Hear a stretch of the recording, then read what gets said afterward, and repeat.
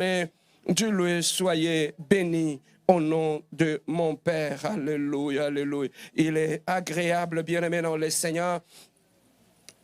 La Bible nous dit, la maison qui reçoit, c'est cette maison qui est bénie. Ce matin, ta présence nous a bénis. Alléluia.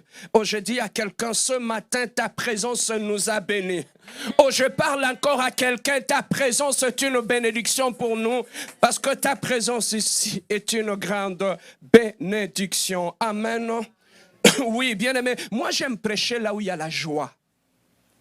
Moi j'aime prêcher là où il y a la paix. Amen. Voilà pourquoi, bien-aimé, c'est dimanche, j'aimerais que, en m'écoutant, que tu sois dans la joie, parce que j'ai une bonne nouvelle pour toi. Amen. Dieu m'a mis à cœur de partager un message avec toi que j'ai intitulé « Faire un travail sur soi-même ». C'est le thème que nous allons exploiter ces dimanches. Je l'ai intitulé « Faire un travail sur soi-même ». Dans ce thème-là, il y a le mot « travail » et il y a aussi « soi-même ». Voilà pourquoi nous allons exploiter ce message, bien-aimé, dans les Seigneurs ce dimanche. Nous allons rapidement trouver un texte dans le livre de Romains, chapitre 7, verset 21. Romains, chapitre 7, verset 21. Nous avons vu le texte. Est-ce que nous pouvons nous lever pour lire ce texte au nom de notre Seigneur Jésus-Christ? Alléluia. Romains chapitre 7, verset 21. Nous allons lire et le lecteur de la Bible va lire et nous allons suivre. Lisons au nom de notre Seigneur Jésus-Christ. Je trouve donc en moi cette loi. Quand je veux faire le bien, le mal est attaché à moi. Continue, 22. Car je prends plaisir à la loi de Dieu selon l'homme intérieur.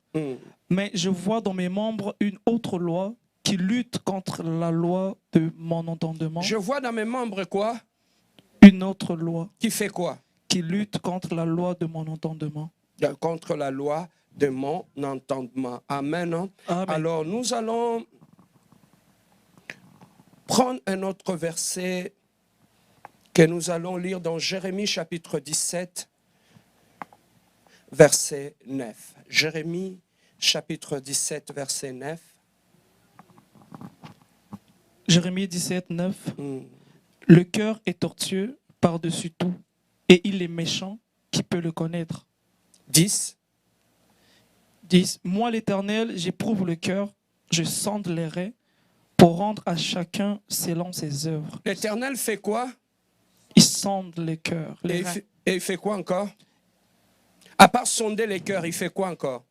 Il éprouve le cœur. Il éprouve le cœur. Amen. Amen. Seigneur, nous voulons t'écouter, Papa. Nous avons quitté nos maisons pour venir en ce lieu, non pas écouter un homme. Mais si nous sommes là ce matin, Seigneur, c'est parce que nous voulons t'écouter.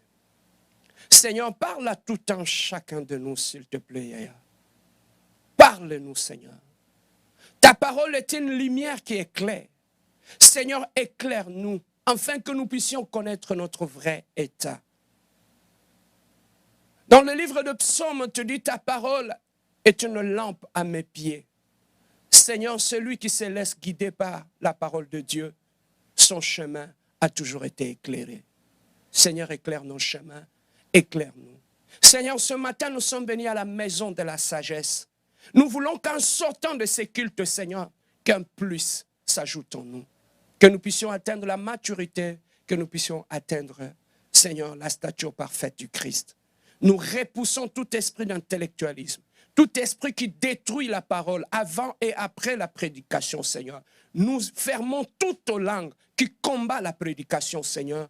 Laisse que l'honneur, la puissance et la gloire te soient rendues pour l'éternité en éternité. Nous te disons Amen. Nous pouvons nous asseoir. Prépare ta Bible, prépare ton bloc-notes. Bouge ton voisin, dis-lui, ne me dérange pas maintenant. laissez-moi être concentré et évitez-moi tout le déplacement. J'aimerais que nous puissions être concentrés à la parole de Dieu. Bien-aimés, lorsque nous observons l'humanité, en tant qu'observateurs, nous remarquons que l'homme a fait pas mal d'efforts pour rendre nos sociétés, nos pays, nos vies meilleures.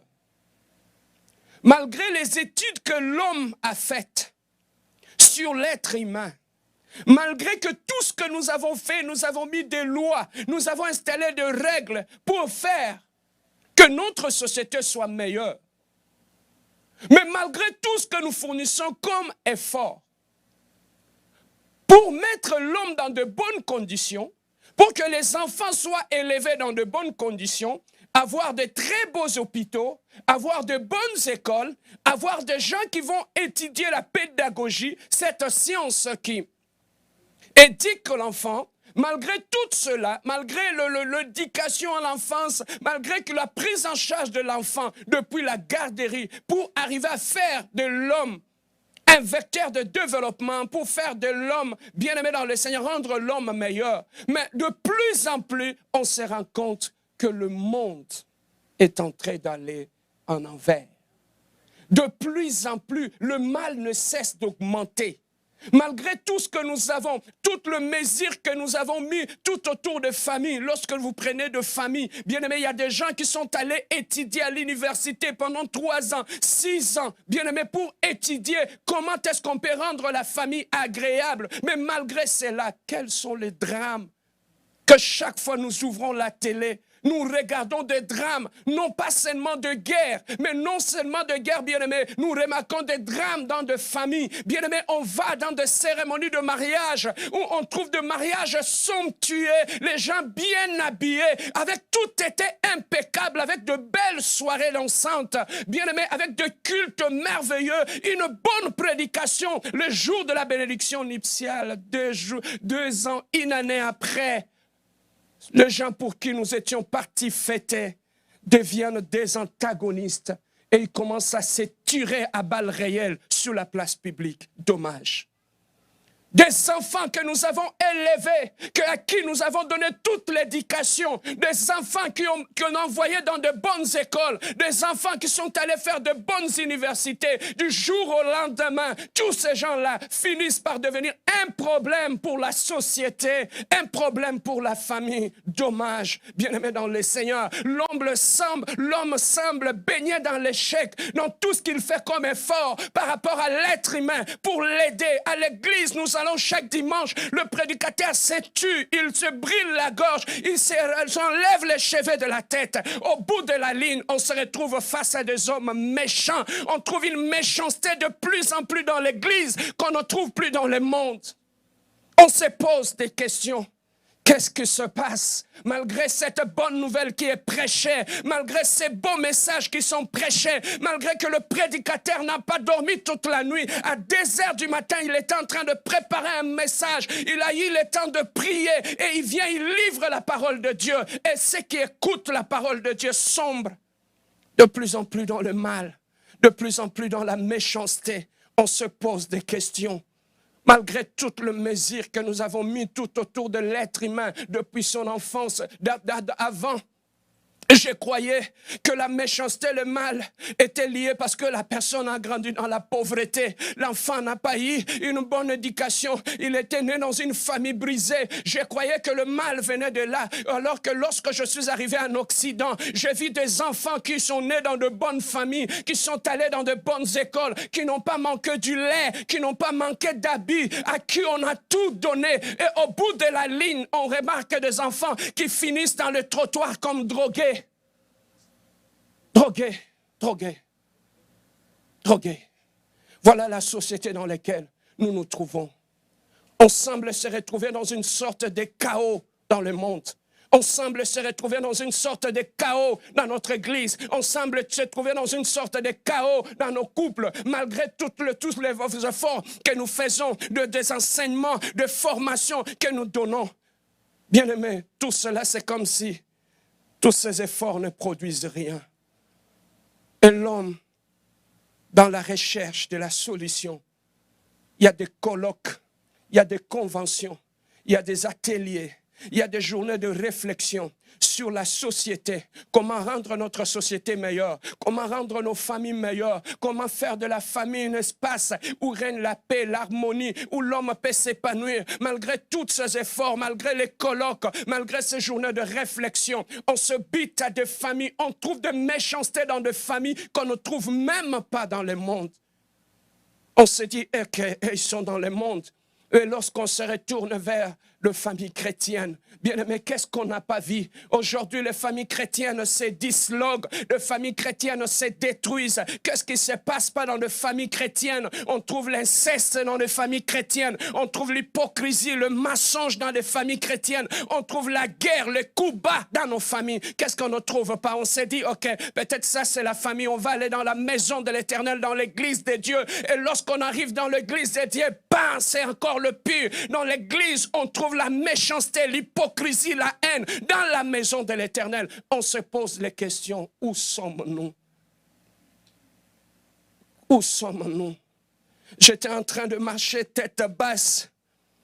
En revenant de mon travail, j'étais en train de me poser des questions. J'ai dit, Seigneur, malgré tous les efforts que nous faisons dans le monde, que nous faisons dans l'église, que nous faisons dans nos familles, pour rendre notre famille, pour rendre la vie de l'homme meilleure, Seigneur, qu'est-ce que se passe? J'étais triste. Je me posais beaucoup de questions qui passaient dans ma tête. Bien-aimé, jusqu'à ce que le Saint-Esprit a commencé à me parler, à me donner cette prédication que je vais partager avec toi en ce jour. Bien-aimé, malgré tous les efforts que l'homme a fait pour rendre la vie de l'homme meilleure sur la terre, le grand problème se trouve où? La source du problème de l'homme. Et là, Dieu m'envoie dans Jérémie chapitre 17, verset 9. Il me dit, Serge, le cœur de l'homme est tortué par-dessus tout. Il est méchant. Bien-aimé, cette observation, c'est le prophète Jérémie qui l'avait faite. Il a observé à ce moment-là le peuple d'Israël qui vivait dans une méchanceté indescriptible. Il vivait dans une méchanceté froide, bien-aimé dans le Seigneur. Où on parlait en termes de œil pour œil, dent pour dent, où la méchanceté régnait en maître absolu. Et lorsque le prophète Jérémie a observé, il a remarqué une chose. Il a dit, le cœur de l'homme est tortué. Par-dessus tout, il est méchant, qui peut le connaître.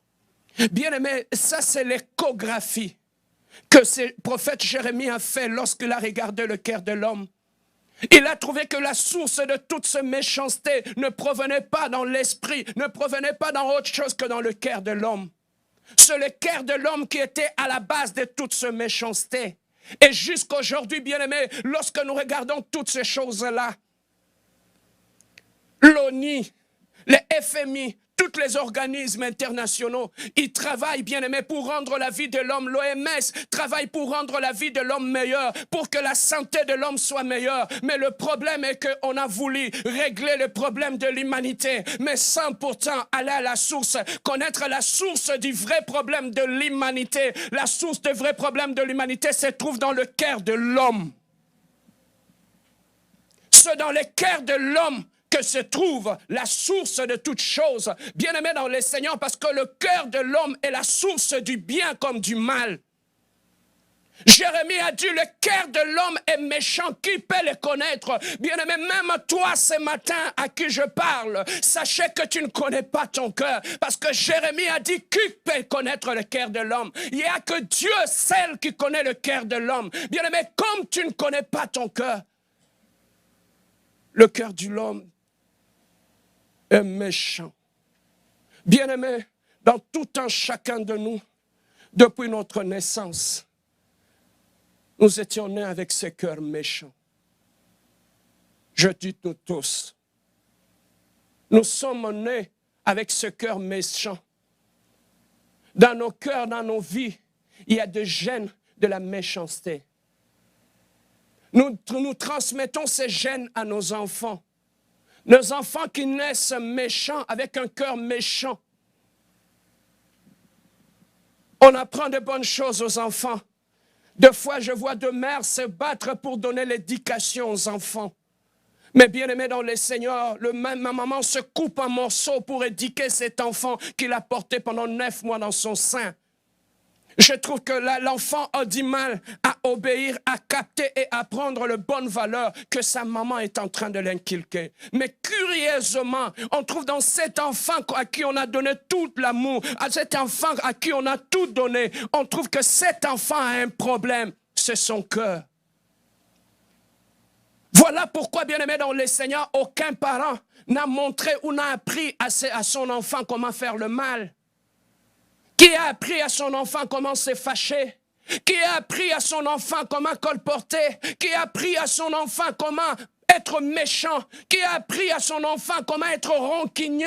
Toute cette chose-là, bien-aimé, est liée à la nature humaine, à la nature adamique. Nous traînons le mal dans nos gènes, c'est ce que tu dois savoir. Nous sommes mauvais, nous avons un mauvais cœur. C'est ce que nous devons savoir, bien-aimés dans le Seigneur. La Bible dit, vous connaîtrez la vérité et la vérité vous affranchira. La vraie délivrance commence lorsque tu connais qui tu es. Quel est l'état de ton cœur? Bien-aimés, même quand nous allons à l'église aujourd'hui, toutes les prédications visent à la transformation extérieure. Toutes les prédications poussent les gens au mariage, poussent les gens à être grands, poussent les gens à être bien, poussent les gens à la délivrance. Mais le grand problème, l'Église a perdu le message central qui vise le cœur de l'homme. Aujourd'hui, nous avons, alléluia, des gens qui parlent en langue mais avec un cœur méchant. Aujourd'hui, nous trouvons des bons prédicateurs mais avec un cœur rancunier. Aujourd'hui, on trouve de belles chantres qui amènent les gens dans l'adoration, mais colportrices. On trouve des frères bien-aimés qui donnent l'impression de parler en langue, mais lorsque tu les approches avec un cœur sale,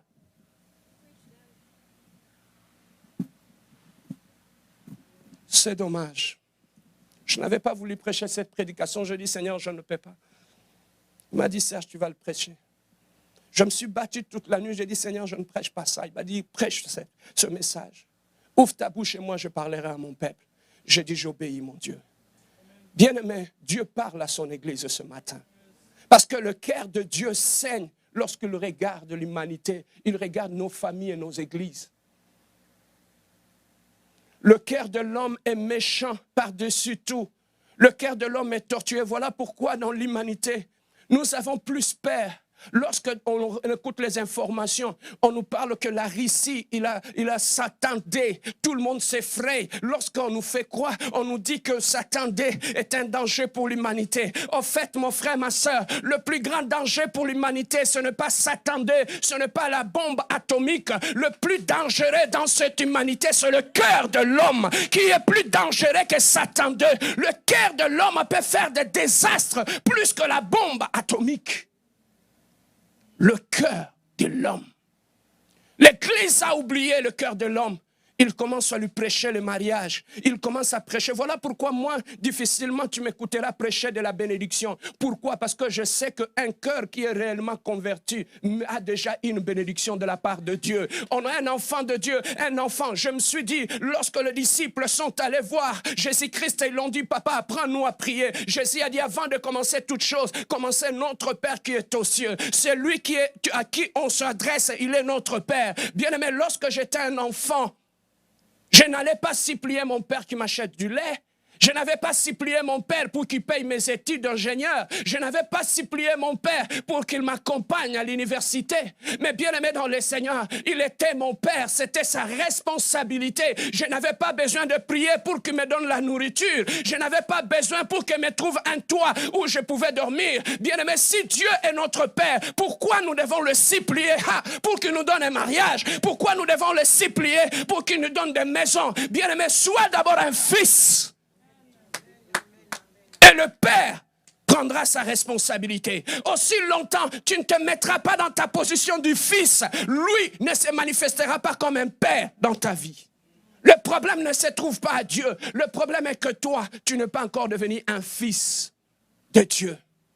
Un fils, il est sous la responsabilité de son père. Voilà pourquoi je ne prêche pas la bénédiction. Je ne prêche pas le mariage. Je ne prêche pas la prospérité. Mais je prêche le cœur de l'homme, afin que le cœur de l'homme puisse revenir à Dieu et qu'on soit des fils. Et lorsqu'on est fils, il a déjà promis, il a dit, Abraham, toutes les familles de la terre seront bénies en toi. Dieu nous a toujours bénis. La Bible dit, il nous a bénis de toutes sortes de bénédictions dans le lieu céleste. Donc nous sommes déjà bénis. Le problème maintenant, entre dans ta position du fils pour que ce que Dieu a prévu pour toi, que tu puisses le voir. Il a dit pour ceux qu'il a connus d'avance, il les a prédestinés. Bien-aimé, il y a un plan qui accompagne ta vie. Mais le problème, c'est quoi? Et que l'attitude, les conditions, l'état de ton cœur actuel empêche que le plan que Dieu a prévu pour ta vie ne puisse s'accomplir dans ta vie. Bien-aimé, on passe le temps à chasser les démons, à briser les liens. Où est la solution? Le problème est que rentre dans ta disposition en tant que fils et le reste viendra. Bien-aimé, lorsque tu deviens un ambassadeur, lorsque tu représentes un pays, lorsque tu représentes ton pays, tu travailles comme un ambassadeur. Bien-aimé, le pays te prend en charge. Le pays va te doter d'une belle voiture. Il te donne une maison. Il te donne tout. Tout ce qui est dans ces packages-là est lié au titre que tu portes, celui d'ambassadeur, par exemple du Canada. Amen, hein? Alors, quand tu deviens un enfant de Dieu, tout est dans le package. À tous ceux qui l'ont reçu, il leur a donné le pouvoir de devenir un enfant de Dieu. Quand tu deviens un enfant de Dieu, le mariage est là. La bénédiction est là. Les maisons sont là. La voiture est là. Sois seulement un fils. Bouge ton voisin, dis-lui, sois un fils. Bien-aimé, Jérémie a pleuré lorsqu'il avait regardé le cœur de l'homme. Il a dit le cœur de l'homme est méchant. Bien-aimés, nous devons tous savoir que là où nous sommes, en nous, il y a les gènes de la méchanceté dans nos cœurs. Comme on est tous là. Non, moi je suis né avec un bon cœur, moi je suis généreux, j'aide les gens, j'aide ceci. Tout ça, ça ne veut rien dire. Jérémie a dit le cœur de l'homme est méchant et tortué par-dessus tout. Qui le connaît? Voilà pourquoi Dieu dit dans la suite de ce verset, moi Dieu, je sonde le cœur et le rein. Bien-aimé, le problème entre l'homme et Dieu se situe au niveau du cœur. Ce n'est pas hier. Ce n'est pas ce que tu fais, ce n'est pas le temps que tu prêches, ce n'est pas le niveau de la révélation que tu as. Le problème entre l'homme et Dieu, c'est d'abord un problème de cœur. Voilà pourquoi il continue à avertir l'homme. Il dit, garde ton cœur plus que toute autre chose. Parce que si ton cœur est détruit, tu te déconnectes de moi. Moïse n'avait pas péché. Moïse n'est pas sorti avec la femme d'autrui. La disposition du cœur l'avait déconnecté de Dieu. Il n'a plus vu Canaan, malgré qu'il parlait face à face avec Dieu. Voilà pourquoi, papa, moi je ne joue pas avec le cœur. Le cœur peut te faire rater Canaan. Le cœur peut faire en sorte que Dieu puisse te rejeter. Ce n'est pas seulement le péché, mais c'est la disposition du cœur. Voilà pourquoi il dit, quand tu t'approches de moi, ce que je fais, c'est quoi? Je sonde le cœur d'abord. Lorsqu'on vient dans l'église, on vient adorer les dimanches. La première des choses que Dieu regarde lorsque tu entres là, c'est la disposition de ton cœur. C'est ça qui va déterminer si tu seras béni à la fin du culte ou pas. Donc lorsque tu entres dans l'église avec une mauvaise disposition du cœur, tu te bloques toi-même. À la fin du culte, tu sortiras comme tu étais venu. Donc tu dois comprendre que le problème entre l'homme et Dieu, ce n'est pas ce que tu fais pour Dieu, c'est ce que tu es pour Dieu. Voilà pourquoi dans la prière de notre Père, avant qu'il te donne le pain de ces jours, qu'il pardonne, qu'il te délivre du mal, il te dit d'abord, notre Père qui est aux cieux. Donc c'est d'abord le rapport que tu as par rapport à Dieu qui va faire en sorte que tu puisses avoir le pain de ces jours. Je peux avancer? Bien-aimé dans le Seigneur, je parle du cœur de l'homme. Dieu parle du cœur de l'homme. Il Bible dit, le cœur de l'homme est tortué par-dessus tout qui le connaît. Lorsque je viens dans le Seigneur, je dois savoir, j'ai donné ma vie à Dieu. Donner ta vie à Dieu, ce n'est pas tout. Commencer à aller à l'église, ce n'est pas tout. Dans le processus de notre maturité, donner ta vie à Dieu, ce n'est que le début. J'ai donné ma vie à Dieu, maintenant je commence à aller à l'église, c'est bien. Mais il y a une suite après ça. C'est ça, c'est que l'église ignore. C'est ça, c'est qu'on n'a pas enseigné à l'église. Voilà pourquoi nous sommes arrivés à l'église. On s'est dit, j'ai déjà donné ma vie à Dieu, j'ai abandonné la bière, j'ai arrêté l'impudicité, maintenant je commence à adorer, maintenant je commence à servir Dieu. Tu penses que là c'est fini? Non, ce n'est que le début du processus. Donc, à part donner ta vie à Dieu, il y a d'autres choses qui vont arriver. Pourquoi? Parce que lorsque tu es venu dans le Seigneur, tu as donné ta vie à Dieu. Maintenant, avec ce cœur-là, méchant et tortué, Dieu va commencer à faire un travail sur ça. Donc, plus je suis exposé à la parole, plus je passe le temps à la prière, plus on me prêche, plus petit à petit, la méchanceté qui était dans mon cœur commence à se dissiper. Bien-aimé, lorsque le cœur de l'homme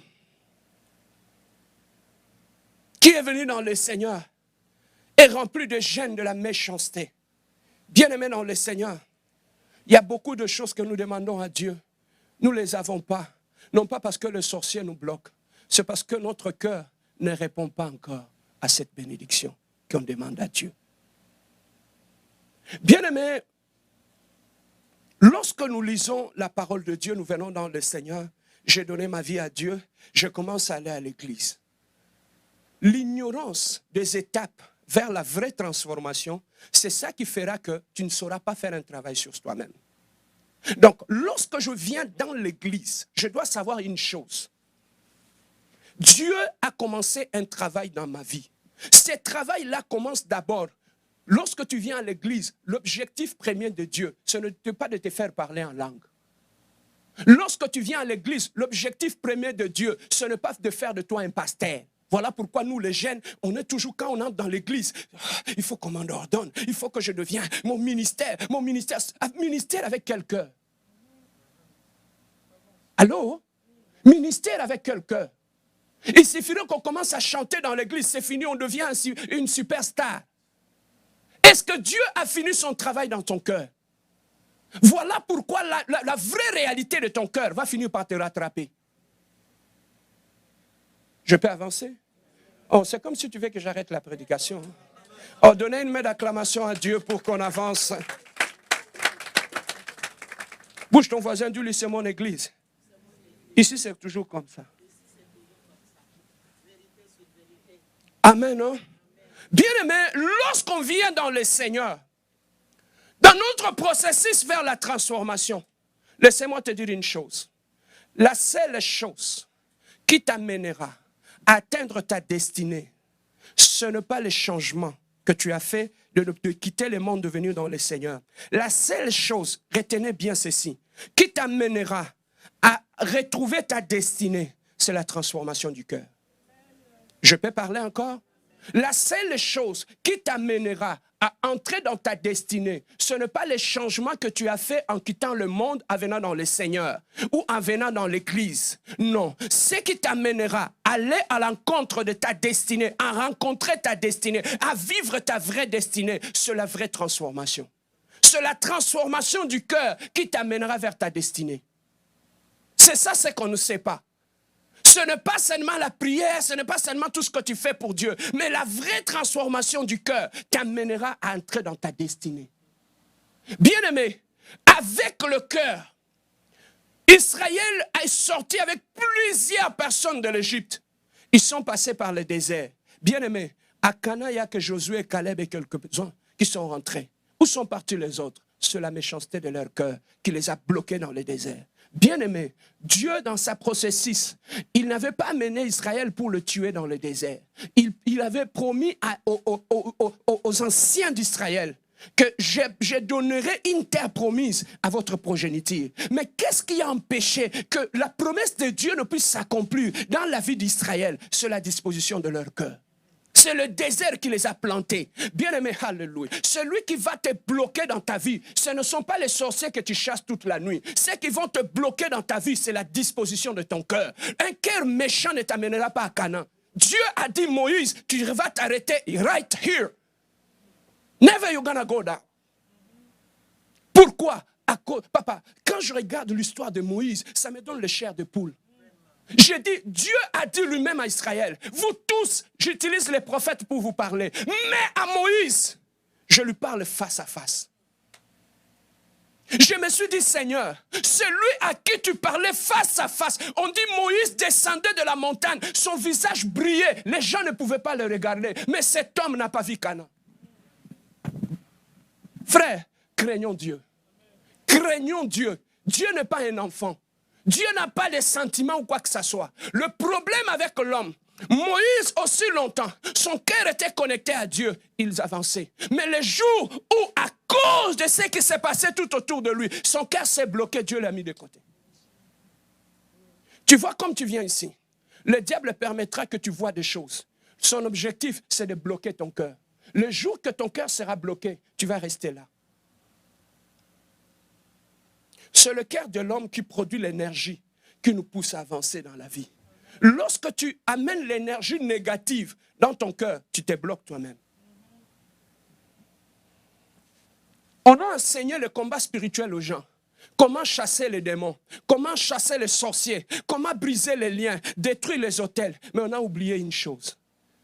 On ne nous a pas enseigné comment chasser la méchanceté de notre cœur. J'attends souvent, Seigneur, au nom de Jésus, je détruis, je renverse, je détruis les autels. Mais quand est-ce que tu vas détruire la méchanceté qui est dans ton cœur?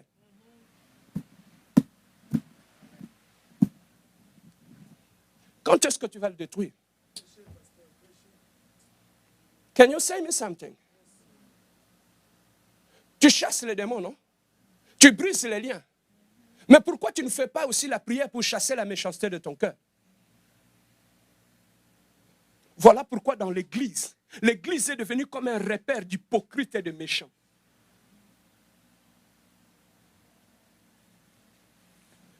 Lorsque nous venons dans le Seigneur, l'objectif premier de Dieu, sachez-le d'abord, c'est ton cœur qu'il vise. Alors Dieu, quand tu entres dans l'église, il veut maintenant faire un travail avec toi. C'est le travail de la transformation qui entre dans l'église. Maintenant, la Bible dit, lorsque le Saint-Esprit viendra, il vous enseignera sur toutes choses. Alors, la première des choses, quand tu entres dans l'église, qu'est-ce que Dieu fait? Il t'expose à la parole. Pourquoi il t'expose à la parole? Parce que la parole est comme un miroir. Quand tu le regardes, la première chose que tu vois, tu ne vois pas les autres, tu te vois toi-même. Quand je prêche ici, tu vois qui? Quand tu dis Amen, tu le dis par rapport à qui?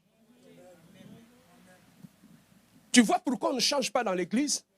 La parole de Dieu n'est pas comme un miroir pour nous. Quand tu es exposé à la parole, la première des choses, la première personne que tu vois, c'est toi-même. Tu vois ton état. Lorsque tu n'as pas été bien maquillé, tu prends conscience de ça. Donc, lorsqu'on est exposé à la vraie parole te montrera d'abord ton état. Voilà pourquoi lorsque Moïse a rencontré à Horeb, il a rencontré Dieu, qui est la véritable parole par excellence. La première des choses, Dieu a dit, Moïse, ôte tes sandales, car ce lieu est saint. Il lui a parlé de son état. Il ne lui a pas parlé de la bénédiction. Il ne lui a pas parlé de la délivrance qu'il va faire en Israël. Il a parlé d'abord à Moïse. Il a dit, Moïse, ôte tes sandales. Tu as rencontré Dieu dans ta vie. Qu'est-ce que tu as ôté dans ta vie? Lorsqu'on rencontre Dieu, la première des choses, il y a des choses que tu dois ôter. Tes sandales, tu as marché tout le long. Tu as marché sous la poussière. Tu as marché sur la boue. Tes sandales sont sales. Quand tu rentres dans la présence de Dieu, tout ce avec lequel on a marché dans le monde, lorsqu'on entre dans la présence de Dieu, you have to remove that. Tu dois l'enlever. Il y a des choses avec qui on a traîné dans le monde. Notre caractère, notre langage, notre façon de nous habiller. Quand on ne peut pas amener ça dans la présence de Dieu. Quand on entre dans la présence de Dieu, il y a un sandal que tu dois enlever. Je peux avancer? Voilà pourquoi quand tu rentres à l'église, la première des choses, Dieu t'expose à la parole. Pourquoi cette parole? C'est pour te montrer ta vraie situation. Lorsqu'on prêche ici, tu vois qui? Lorsqu'on prêche ici, qu'est-ce que tu vois dans ton état, dans ta façon que tu marches, dans ta vie? La parole de Dieu doit nous pousser à la réflexion. La parole de Dieu doit nous pousser à nous poser de vraies questions dans notre vie. La parole de Dieu doit nous pousser à nous remettre en cause. La parole de Dieu doit nous pousser à faire une introspection. Aujourd'hui, on n'a plus cette parole dans l'église. Voilà pourquoi, bien-aimés dans le Seigneur, une vraie parole, une parole authentique, produit une conversion authentique. Voilà pourquoi le diable, pour briser la conversion de l'homme, il a modifié le message original. Ce que je dis, quand tu rentres ici, va ouvrir la télé chez toi à la maison, écoutez les prédications. Toi-même tu sauras, tu verras comment l'homme ne prêche plus la transformation du cœur. Il commence à prêcher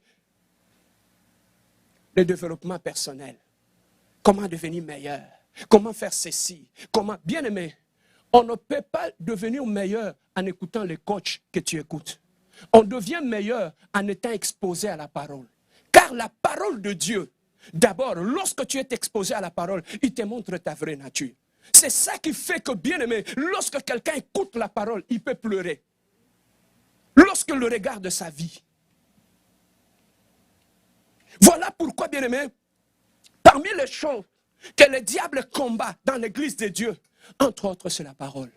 Parce qu'il sait que c'est la parole qui va produire la transformation de ta vie. Voilà pourquoi quand tu rentres dans l'église, le diable, ou soit, il dispose ton cœur à ne pas être enseignable ou réceptif à la parole de Dieu, depuis la maison. Non, le combat quand on vient à l'église ne commence pas dans l'église, ça commence dans la maison.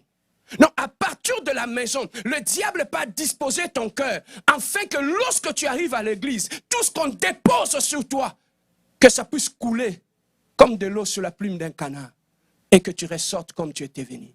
Le diable le connaît. S'il ne te piège pas avant la prédication, il va te piéger pendant la prédication. Pendant que je te parle ici, le diable va commencer à te dire, tu vois tout ce qu'il dit, c'est toi qu'il vise. Je peux avancer? Le diable peut te vendre le mensonge. Tu vas croire que c'est la vérité.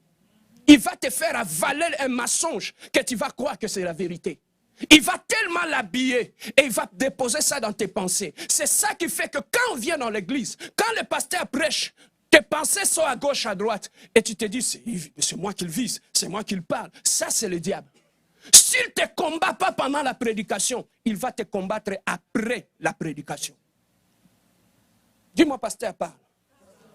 Comment le diable arrive à nous combattre après la prédication? Après avoir reçu la parole dans ton cœur. J'étais dans une église ici, je servais là. J'ai prêché, quand j'ai terminé la prédication, à la fin du culte, il y a un autre culte qui commençait à la fin de l'église. Les gens qui sortaient de l'église, ils descendaient en bas de l'église. Il y a des réunions qui se créaient. Les gens commençaient à se poser, à se demander des choses. Toi, tu m'as insulté. Toi, tu as fait ceci. Toi, tu as... Voilà comment le diable arrive à voler la parole dans le cœur des gens. Toi qui avais écouté la parole, comment tu es arrivé là?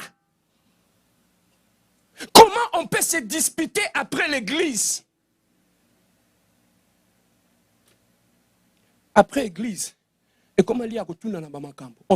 Après l'église, on commence à se demander des choses. Toi, tu m'avais insulté. Toi, tu avais dit ceci. L'objectif de tout ça, c'est le diable qui vous piège pour voler le message que vous avez reçu dans l'église. Et quand tu sors de l'église, au lieu de sortir avec le message que tu as reçu, tu sors avec des problèmes.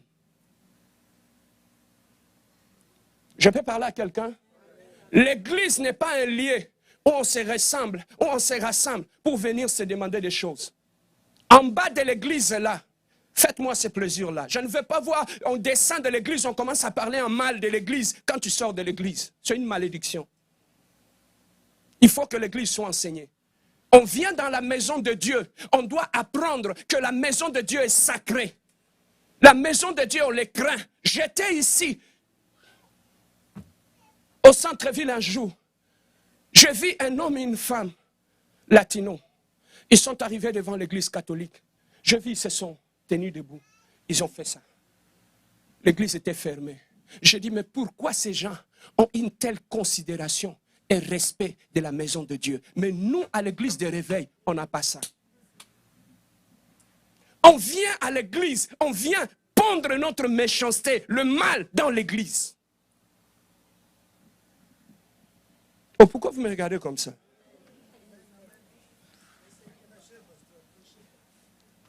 Bien-aimés, pourquoi nous parlons? C'est pour que la Bible dit, on ne s'est pas réunis pour devenir pur. On s'est réunis pour devenir meilleur. Sinon, les gens de l'extérieur vont se moquer de nous. Ils nous ont vu venir à l'église le matin, n'est-ce pas? Mais quand nous allons sortir de l'église, ils vont regarder nos actes et nos attitudes. Quand tu entres dans l'église, Dieu t'expose à la parole. Il commence maintenant à te montrer les failles, les erreurs, toutes les failles de ta vie. Et tu commences à découvrir, oui, ça c'est moi, ça c'est mon état, ça c'est tout ce que moi je fais. Et c'est à ces moments-là, bien-aimé dans le Seigneur, tu commences un travail sur toi-même. Lorsque la parole de Dieu amène à une prise de conscience. Tu découvres ton état, tu découvres qui tu es. Non pas pour te détruire, mais pour te montrer où se trouve le mal dans ta vie, pour que tu commences à faire un travail sur toi-même. Frère, ma soeur, mon frère, ma soeur, tu dois connaître que même quand on vient dans l'église, tu as un travail que tu dois faire sur toi-même. Bien-aimé, moi, chaque matin, quand j'arrive au bureau, je me mets à genoux, je pleure devant Dieu, parce qu'il y a encore des choses que Dieu doit enlever dans mon cœur. Il y a des choses que Dieu doit enlever en moi. Je pleure, je dis, Seigneur, il y a des choses que tu dois enlever. Alors, lorsque tu arrives dans l'église, Dieu a prévu des gens. Dieu a prévu un mécanisme qui va travailler sur toi, qui va t'accompagner dans cette transformation-là. Éphésiens chapitre 4, versets 11 à 13. Éphésiens chapitre 4, versets 11 à 13. La Bible dit ceci. Il a donné les uns comme apôtres, les autres comme prophètes, les autres comme évangélistes, les autres comme pasteurs. On continue. Pourquoi il a prévu les apôtres, le pasteur, tous ces gens-là, il les a mis tout autour de nous? Quel est leur but? Pourquoi, pasteur Serge, tu es là dans ma vie? Quelle est ton utilité, pasteur Serge, dans ma vie? La réponse est là. C'est pour le perfectionnement des saints. Donc l'objectif de ma présence dans ta vie, c'est de t'amener à la perfection. C'est de t'amener à devenir meilleur. Voilà pourquoi Dieu a prévu les 4 ministères.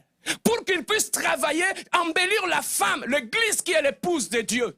Parce que Jésus-Christ, il est l'époux. Il va revenir chercher sa femme. Alors, avant qu'il revienne chercher sa femme, Dieu a prévu les 4 ministères pour préparer son épouse. Afin que quand il reviendra, il trouvera son épouse embellie. Il trouvera son épouse maquillée. Il trouvera son épouse sain et clean. Voilà le travail de 4 ministères dans l'église. Donc, ce que moi je suis en train de faire ici, je suis en train de préparer l'épouse de Dieu. Parce que ton mari reviendra. Mais il faut que tu te trouves en bon état.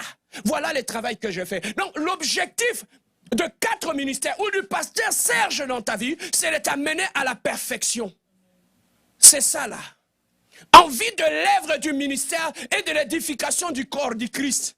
Non, à part t'amener à la perfection, mon travail dans ta vie, c'est pour t'édifier. Tu es dans le problème, je serai là pour t'édifier. Tu es abattu, je serai là pour t'encourager. Tu as un mauvais caractère, je te parlerai sur le caractère. Tu cours avec les femmes d'autrui, je serai là pour te dire d'arrêter l'adultère. Quand tu es un aventurier dans l'église, je te le dirai. Pourquoi? Parce que mon objectif, c'est de t'édifier. On continue, papa. Alors, pourquoi t'édifier? Pourquoi te rendre performant?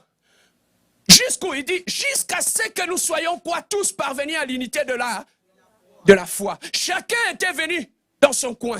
Donc quand le pasteur prêche, nous amène dans une unité de la foi. Nous croyons au même Dieu, nous croyons à la même parole. Je ne sais pas si c'est clair. Alors, à part l'unité de la foi, qu'est-ce qu'il dit? Et de la connaissance du Fils de Dieu. Donc, mon objectif, quand je me tiens ici, ce n'est pas pour te parler de ma femme, de mes enfants ou de ma maison, non. Quand je me tiens ici, c'est pour t'amener, bien-aimé, à la connaissance du Fils de Dieu. Donc la meilleure des choses quand tu viens à l'église, ce n'est pas de connaître la vie de X ou d'Y, mais de connaître le Fils de Dieu. Quand tu viens dans l'église. Et non seulement, et qu'est-ce que toutes ces connaissances-là auront comme connaissance en nous? Va nous amener à l'état des hommes faits et à la mesure de la stature parfaite du Christ. Donc mon objectif, c'est de t'amener à être comme Christ, à parler comme lui, à marcher comme lui, à t'habiller comme lui, à réagir comme lui. Amen. Hein? Voilà pourquoi celui qui est rentré dans l'église de Dieu, le travail que Dieu va arriver à faire. Maintenant, Paul, dans le livre de Romains, chapitre 7, 21, Paul a dit, j'ai trouvé en moi une loi telle que quand je vais faire le bien, je suis en train de faire le mal. Et quand est-ce que Paul a vu ça? C'est lorsque Paul était exposé à la parole. Et lorsqu'il est rentré en lui-même, il a dit non, j'ai trouvé quelque chose en moi. Même lorsque je vais pardonner, il y a quelque chose qui bloque. Même lorsque je dis que je dois arrêter l'impudicité, il y a quelque chose qui me bloque. Même lorsque je dis je ne veux plus être problématique, je me retrouve en train de critiquer, en train de colporter. Paul a connu aussi ça. Quand il disait ça, il n'était pas païen, il était chrétien. Il a dit en moi, il y a une loi qui m'empêche de faire le bien. C'est ça, bien-aimé dans le Seigneur, dans tout un chacun de nous. L'état de notre cœur a installé une loi en nous, telle que lorsque tu veux être bien, tu te retrouves en train de faire le mal. Ça, c'est Paul qui l'a remarqué lorsqu'il avait été exposé à la parole. Bien-aimé, chaque dimanche, tu écoutes cette parole. Quelle est la loi que tu as trouvée en toi? Regarde ton voisin. Dis-le sister. Dis-le brother. Quelle est la loi que tu as trouvée dans ton cœur? Oh, regarde-le dans les yeux, même si tu ne te regardes pas. N'aie pas peur de lui. Dis-lui, sister. Quelle est cette loi qui te pousse à être méchant ou méchante? Dis-lui, quelle est cette loi qui contrôle ton cœur, qui te pousse à être problématique? Bien-aimé, lorsque nous écoutons la parole de Dieu, I have a question. Quelle est la loi que tu as trouvée? Est-ce que tu as déjà trouvé une loi en toi? Lève ta main simplement si tu as déjà trouvé une loi en toi.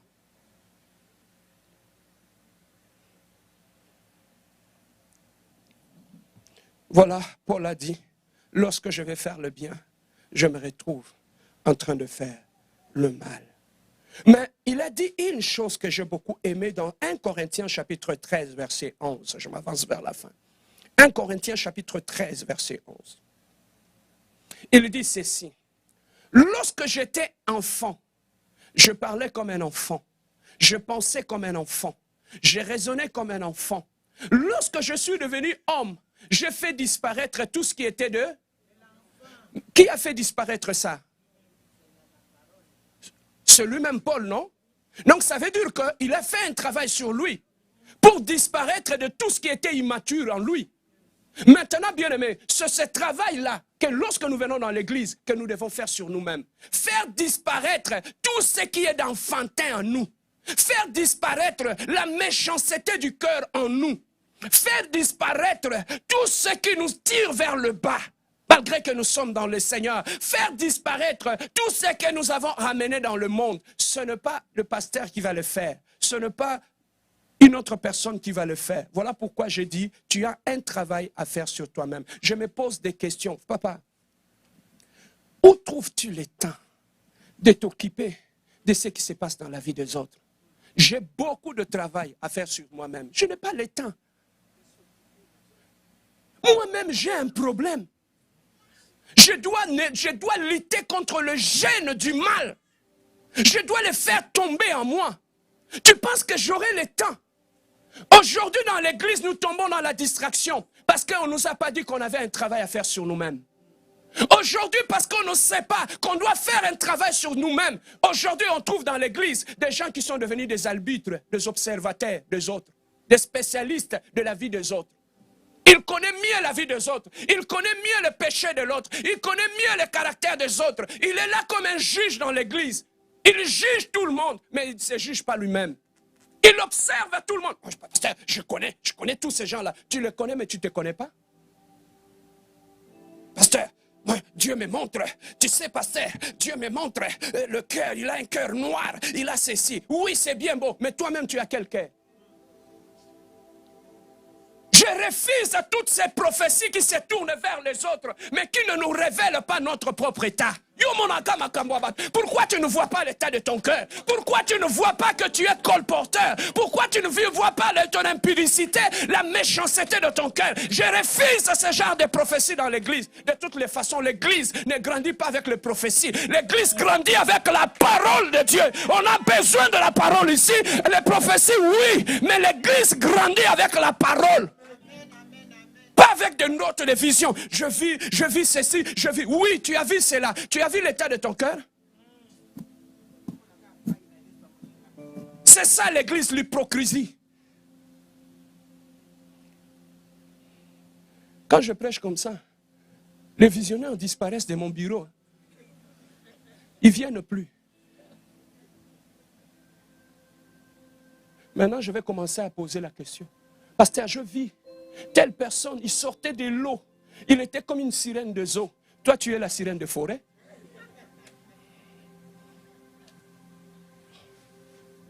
Tu sais, le diable peut t'amener le mensonge. Il l'habille comme une vérité. Et il vient dans l'église, il vient aussi dans le bureau. Il commence à trembler. Pasteur, je vois. Tu as vu qui? Oh, la sœur Mélanie. Je l'ai vue 2 fois. Avec un visage de chat. Je dis, ah ouais. Mais quand tu regardes dans la journée, tu vas voir, il n'aime pas la sœur Mélanie. Elle a vu, non pas la sœur Mélanie, elle a vu sa propre méchanceté du cœur. Et c'est ça qu'il te traduit comme une vision. Papa, tu as un pasteur visionnaire qui voit loin. Moi, je ne me laisse pas influencer dans... Pasteur, je vois. Tu vois quoi en toi d'abord?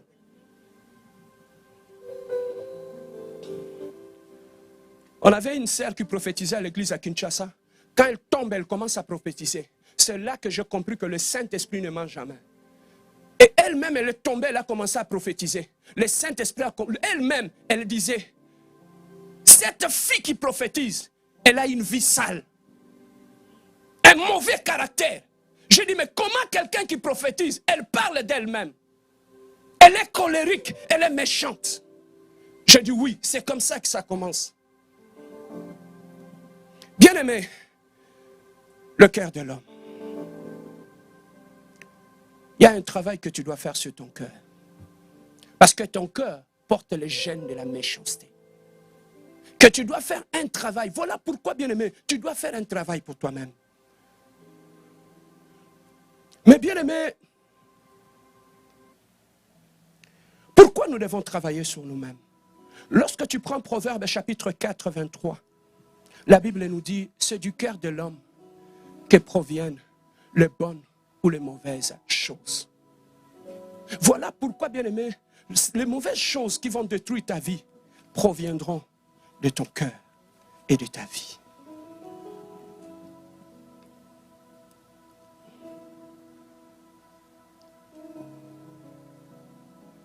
Bien-aimé, Dieu a dit une chose au peuple d'Israël.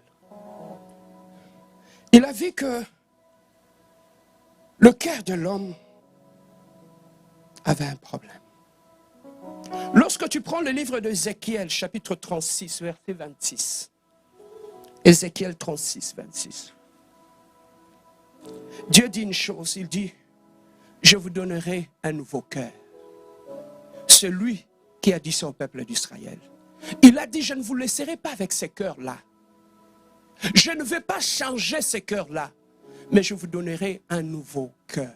Parce que le cœur avec lequel vous êtes venus du monde, vous n'allez pas fonctionner avec ça dans le Seigneur. L'objectif de Dieu, c'est de nous donner un nouveau cœur. Ézéchiel chapitre 36, 26. Dieu lui-même dit, je te donnerai un nouveau cœur. Ézéchiel 36, 26. Bien-aimé, pourquoi Dieu a émis ces désirs-là de donner un nouveau cœur à ses enfants? Bien-aimé, même quand nous venons à l'église ici, il faudrait que Dieu nous donne un nouveau cœur. Avec le cœur ancien qu'on était dans le monde, on ne pourra pas produire le meilleur. Voilà pourquoi, bien-aimés dans le Seigneur, notre combat de chaque jour, nous devons prendre le temps de jeûner, de prier, jusqu'à ce que Dieu nous donne un nouveau cœur. Lorsque je pose la question à l'église, qui est conscient que Dieu lui avait donné, Dieu lui a donné un nouveau cœur? Est-ce que Dieu t'a donné un nouveau cœur? Oh, il n'y en a pas. Est-ce que tu es sincère à tout ce que tu dis? Je ne parle pas des sentiments, je parle, est-ce que tu es conscient que le cœur que j'ai maintenant, ce n'est pas le cœur que j'avais dans le monde? Il n'y a que 2 personnes.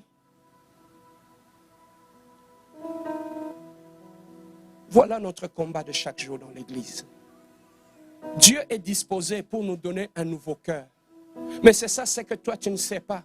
Entre maintenant en processus, demande à Dieu qu'il te donne un nouveau cœur.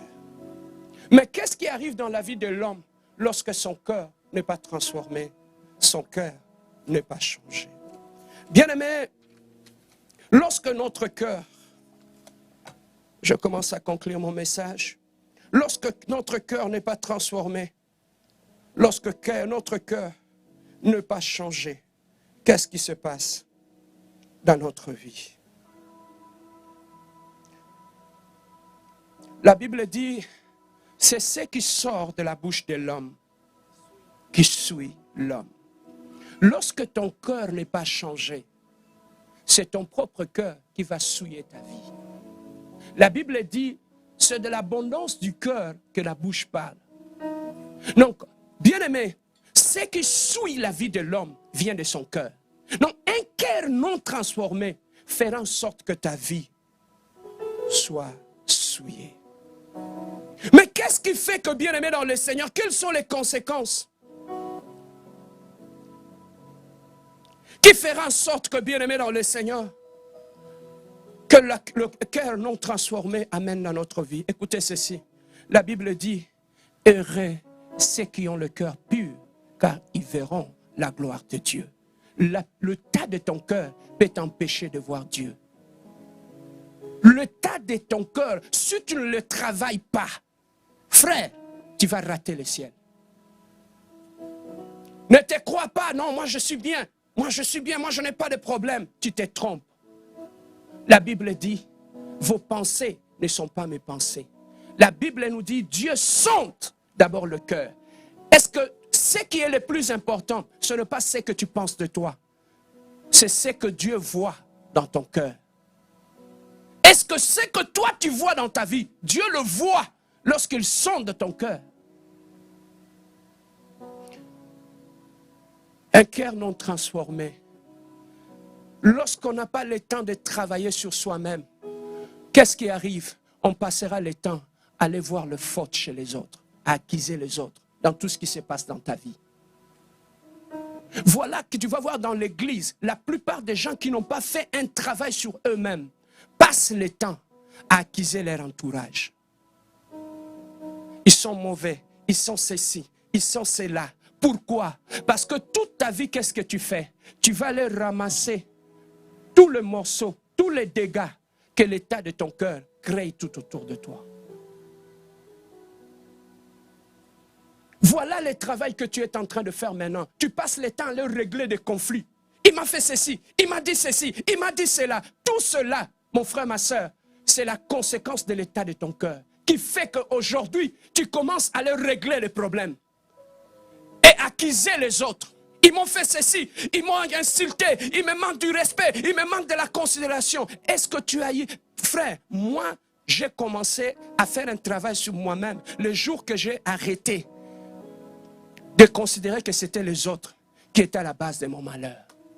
C'est là que je me suis retourné sur moi-même. J'ai dit, Serge, qui tu es réellement? Je suis rentré à moi-même pour chercher à connaître Serge, tu es qui? J'ai mis la parole de Dieu, j'ai mis Serge. Je commençais à regarder cet exercice-là. Beaucoup de gens ne le font pas. Où il peut sortir de lui-même et mettre la parole de Dieu et sa vie.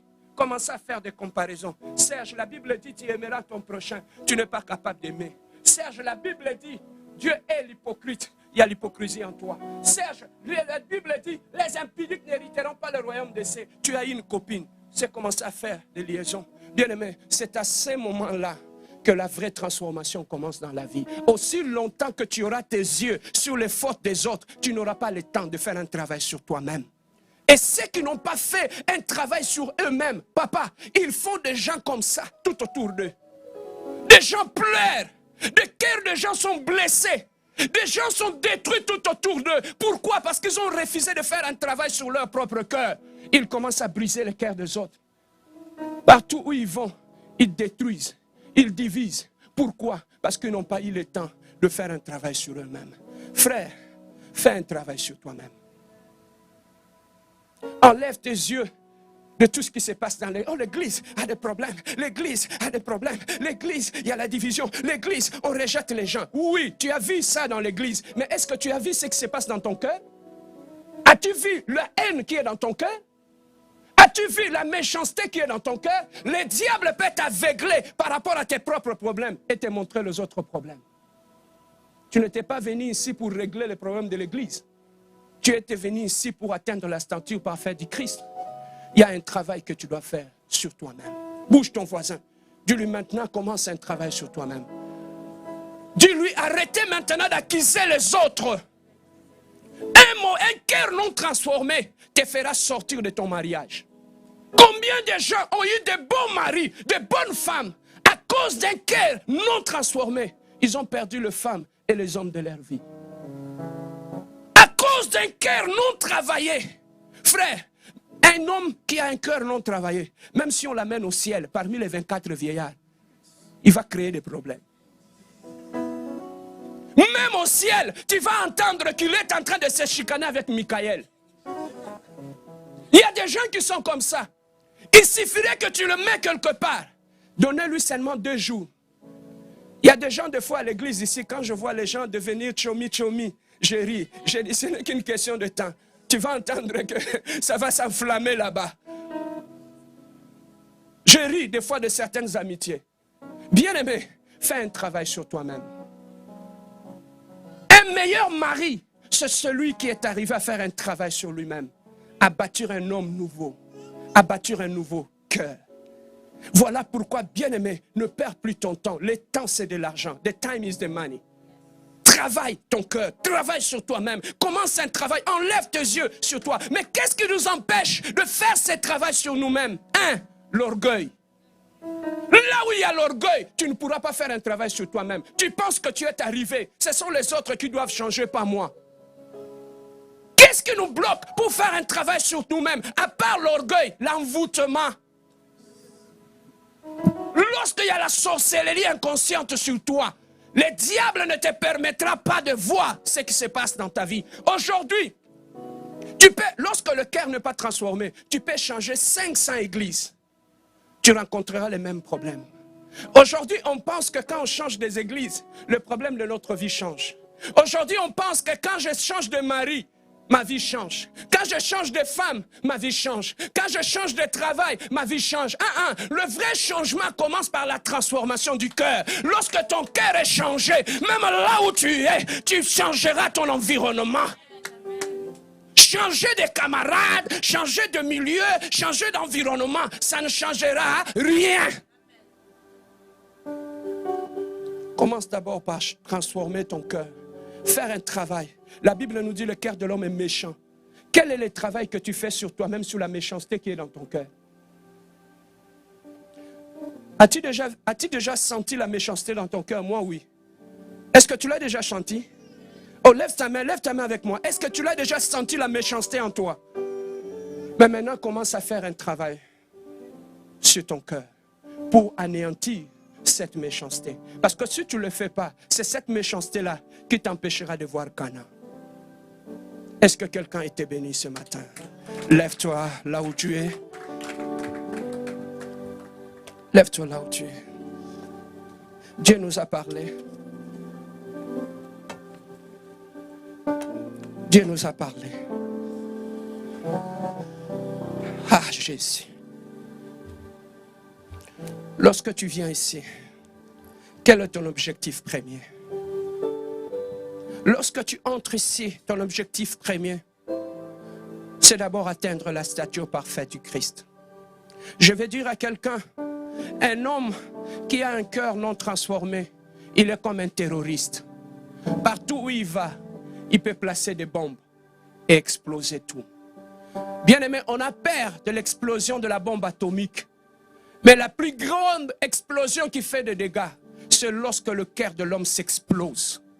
Il peut détruire des vies, il peut détruire des familles.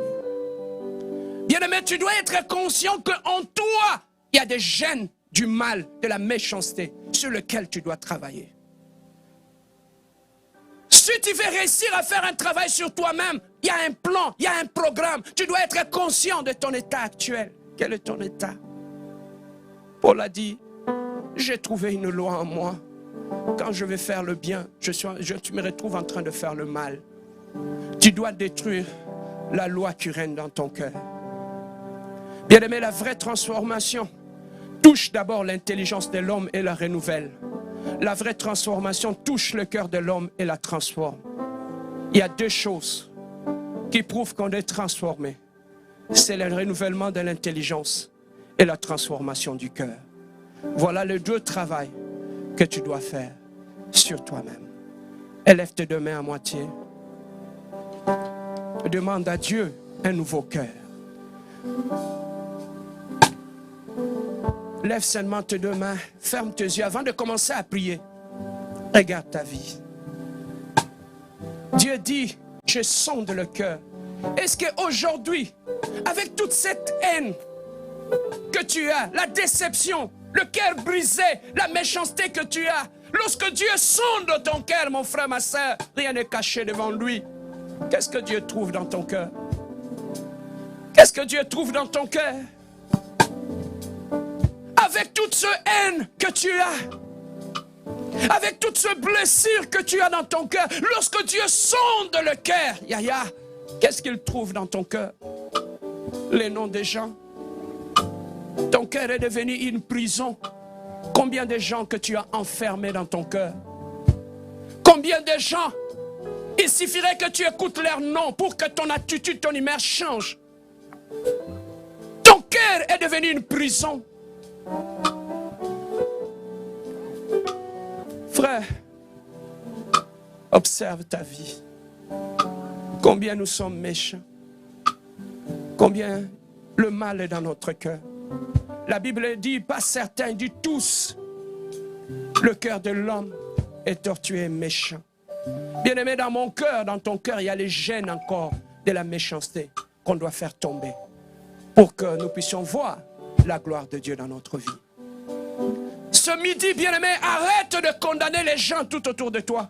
Tu as assez condamné tes amis, condamné l'église, condamné le pasteur, la femme du pasteur. Tu as condamné les anciens de l'église, condamné les autres.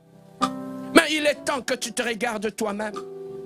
Pour que tu cherches la haine, le mal, le gène de la méchanceté dans ton cœur. Tourne ton regard sur toi-même.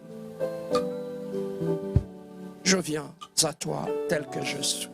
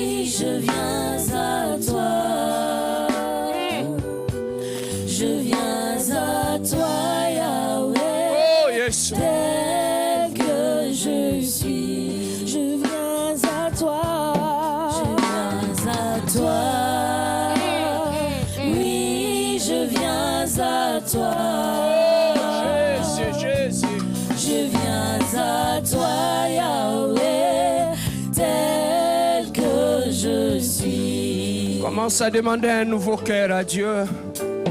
Dis-lui, Seigneur, donne-moi un nouveau cœur, car ce cœur a été corrompu. Dans ce cœur, il y a la jalousie, il y a la méchanceté. Dans ce cœur, il y a la haine. Éternel Dieu de gloire, ce midi, je te demande, éternel Dieu de gloire, juste un nouveau cœur. Ma vie est devenue amère. Ma vie est devenue triste, éternel Dieu. Car la haine, la méchanceté, Seigneur, trotte. Mon cœur baigne dans la rancune, baigne dans la haine, dans la méchanceté, Seigneur. Je ne suis plus capable d'appliquer ta parole. Aujourd'hui, mon cœur lutte contre ta parole. Aujourd'hui, mon cœur lutte contre la transformation. Aujourd'hui, mon propre cœur lutte, éternel, résiste contre ta parole, Jésus. À cause de la méchanceté dans mes gènes, à cause de la méchanceté dans ma nature, Seigneur. Ce midi, je viens m'incliner. Je reconnais, Seigneur, la méchanceté dans mon cœur, la haine dans mon cœur, Seigneur de gloire, Papa. Seigneur, j'ai détruit des cœurs tout autour de moi. Seigneur, éternel Dieu, ce qui sortait de ma bouche, éternel Dieu de gloire, puait. Ce qui sortait de ma bouche, Seigneur, salissait la vie des autres.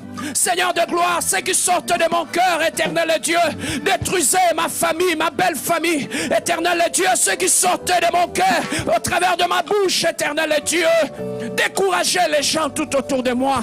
Critiquer, s'attaquer à mon église, à mon pasteur. Éternel, ce qui sortait de ma bouche, je ne suis plus capable, Seigneur, de sortir de bonnes choses en moi, car mon cœur a été rattrapé par la méchanceté. Délivre-moi, Seigneur de gloire, Papa. Paul a dit qu'il me délivrera de ce corps, éternel Dieu. Seigneur, délivre-moi de ce cœur méchant. Délivre-moi, éternel Dieu de gloire, cher Saint-Esprit de Dieu. Aide-moi, éternel Dieu, à faire un travail sur moi-même. Éternel, sorte-moi de la distraction, mon Dieu, mon roi. Seigneur, amène-moi à l'école de la transformation, éternel Dieu. Car tu es un Dieu de transformation non superficielle. Tu es un Dieu de transformation profonde. Amène-moi, Jésus, à la transformation réelle. Amène-moi à la transformation profonde, Jésus. Enlève l'hypocrisie en moi, Seigneur. Enlève le cœur méchant. Seigneur, malgré que je parle en langue, je prêche. Seigneur, la méchanceté est encore attachée à mon cœur. Jésus, je viens à toi, Jésus. Donne-moi un nouveau cœur, éternel Dieu. Donne-moi un cœur qui te craint. Donne-moi un cœur qui pardonne. Donne-moi un cœur qui s'humilie. Donne-moi un cœur qui oublie le mal. Donne-moi un cœur qui ne s'attache plus, Seigneur de gloire, Papa. Seigneur, que je ne me compare pas aux autres. Que je me compare à moi-même, à l'ancienne personne que j'étais. Seigneur, pour devenir meilleur. Dans ta maison, Jésus, aide-moi, Seigneur, jour après jour, dans ma marche chrétienne, Seigneur, à devenir meilleur. Aide-moi, Seigneur de gloire, Papa, dans cette transformation, Seigneur. Aide-moi, Jésus. Ta parole est un miroir devant moi, Seigneur de gloire. Que ta parole me montre ma vraie identité. L'identité de mon cœur, Jésus. Jésus. Mets tes mains sur la poitrine, je vais prier pour toi.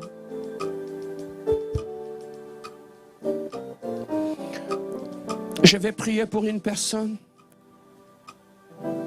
qui a pris une décision. Moi, j'aime quand je finis de prêcher que quelqu'un prend une décision. Tu as une décision à prendre avant que moi, je prie pour toi. Quelle est la décision que tu as prise après avoir écouté ces messages? Continueras toujours à chercher les coupables de ta vie dans ton entourage? Continueras toujours à chercher le coupable de ta vie en dehors de ta vie? Continueras toujours à régler tes problèmes chaque dimanche? Continueras toujours à accuser les autres du débâcle de ta vie? Ou tu as pris une décision cet après-midi de commencer un travail sur toi-même, sur ton cœur et sur ta vie? J'aimerais prier avec quelqu'un qui a pris une décision d'enlever son regard vers les autres et de regarder sur soi-même et de commencer un travail à partir d'aujourd'hui sur lui-même afin de devenir une meilleure version de lui-même. Bien-aimé, travaille sur toi-même pour devenir la meilleure version de toi-même. Il nous a créés à son image. Nous devons faire un grand travail sur nous-mêmes jusqu'à rejoindre l'image parfaite de Christ. Tu as un travail à faire. Non pas sur ta femme, non pas sur ton mari, Non pas sur les frères et les sœurs dans l'église, laissez-les tranquilles. Mais tu as d'abord un travail à faire sur toi-même. Tu ne viens pas ici pour voir ce qui se passe dans la vie des autres. Mais tu viens ici pour devenir la meilleure version de toi-même d'abord. Arrêtez de parler en mal de l'église, de ton pasteur. Arrêtez de parler en mal des autres. Mais maintenant, tourne ton regard, sors de la distraction. Celui qui vient tout le temps te parler en mal de ton église, il a perdu le repère. Il ne fait plus un travail sur lui-même. Il veut faire un travail sur l'église. Ça ne marche pas. Dieu nous a amenés ici, d'abord pour devenir meilleurs nous-mêmes. L'église lui appartient. C'est lui-même qui va se charger de son église. Mais toi, charge-toi d'abord de ton cœur. Au lieu de chercher à condamner, rentre à toi-même. Commence à faire un travail sur toi-même. Le Saint-Esprit est disponible pour faire ce travail avec toi, pour te donner un nouveau cœur, changer ton caractère, changer ton mindset, changer ta façon de voir les choses, changer ta façon de travailler. Tu as un travail. Christ est prêt. Il a dit, celui qui a commencé à vous cette œuvre va l'achever. Celui qui a commencé cette œuvre de transformation. Le Saint-Esprit ne travaille pas avec ceux qui sont distraits. Le Saint-Esprit ne travaille pas avec ceux qui tournent leur regard vers les autres. Mais le Saint-Esprit travaille avec ceux qui sont prêts à vivre une vraie transformation dans leur vie. J'entends quelqu'un qui dit, Seigneur, je suis prêt. J'entends une femme qui dit, Seigneur, je suis prêt. J'entends quelqu'un qui dit, Seigneur, sors-moi de la distraction. Aide-moi à bâtir maintenant ma vie. J'entends quelqu'un qui dit, Seigneur, je suis prêt à rebâtir ma vie. À travailler sur le changement de mon cœur. Mettez des mains sur la poitrine, je vais prier maintenant. Papa, tu m'avais dit, mon fils, lève-toi, va parler à mon peuple. Car je suis le Dieu qui sonde le cœur. Je sondais le cœur de mon peuple dans cette église. Mon cœur a été attristé.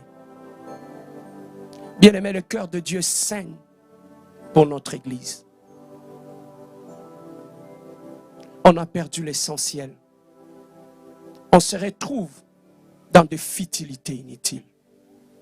En train de chercher à régler des problèmes qui ne nous amèneront nulle part. C'est parce qu'on a perdu l'essentiel. Mais Dieu me dit en ce jour, reviens à l'essentiel. Sors de la distraction du diable. Tourne ton regard sur toi-même.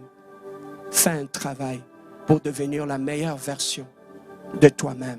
Dans ton mariage, dans ta famille. Arrêtez de critiquer tes frères et tes sœurs. Arrêtez de critiquer ton église. Arrêtez de critiquer ta belle famille. Dieu t'a amené ici pour faire un travail sur toi-même d'abord. Mais lorsque tu perds l'essentiel, tu tombes dans de futilité. Sors de cette distraction. Tourne ton regard vers Dieu qui veut faire un travail sur ta vie. Seigneur, tu m'as dit parle à mon peuple. Je communiquerai ma pensée à mon peuple. C'est ce que je fais, papa. Le reste du travail, Seigneur, c'est toi qui le feras. Seigneur, je prie cet après-midi que cette parole qui vient de sortir, qu'aucune langue méchante ne puisse détruire cette parole après le culte dans le cœur de tes enfants. Aucun esprit maléfique, Seigneur, ne crée la confusion dans l'esprit et dans le cœur de ton peuple. Je ferme toute langue qui s'élèvera pour détruire cette parole dans le cœur de ton peuple. Cher Saint-Esprit de Dieu, nous sommes prêts. À partir de ce midi, commence un travail en nous. Nous nous sommes rendus à l'école du Seigneur, à l'école de la vraie transformation. Merci Jésus.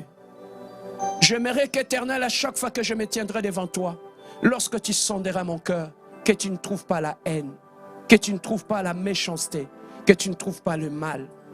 Seigneur, j'aimerais qu'à chaque fois, je lèverai mes mains pour t'adorer, Yahweh. Que tu ne trouves pas du sang de gens dans mes mains. Que tu ne trouves pas la méchanceté dans ma bouche, Jésus.